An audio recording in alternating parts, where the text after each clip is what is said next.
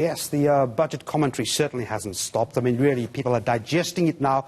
Some of those parties doing that are the rating agencies. They've already started to react to the dismal economic picture painted by the finance minister in the midterm budget yesterday. This as we wait for the Moody's review due out later today. Now, the only agency to have the country's credit rating on investment grade is expected to at least change its outlook from stable to negative after Treasury cut its growth forecast for this year significantly and gave us some alarming debt figures. Fitch today saying government has failed to outline a clear path to stabilize the country's debt. What you see there is the table of those rating agencies, and the only one that keeps us on investment grade for now, Moody's, that's the big one.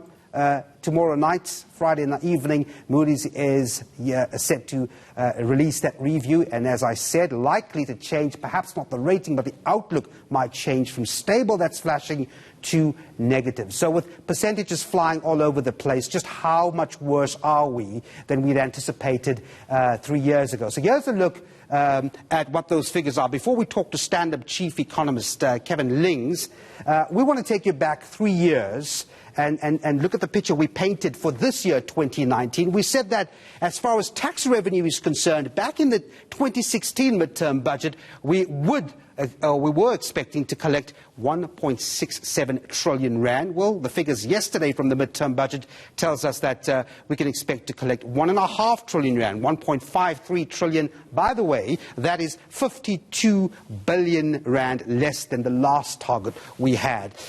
Some more comparisons to what we expected from 2016. In 2016, we said our budget deficit this year would be 2.5%. Look at that, on the cusp of 6%. That's the figure that came out of the midterm budget yesterday. And then another comparison that we show you from 2016. In 2016, we said that the real growth, GDP growth, would exceed 2%.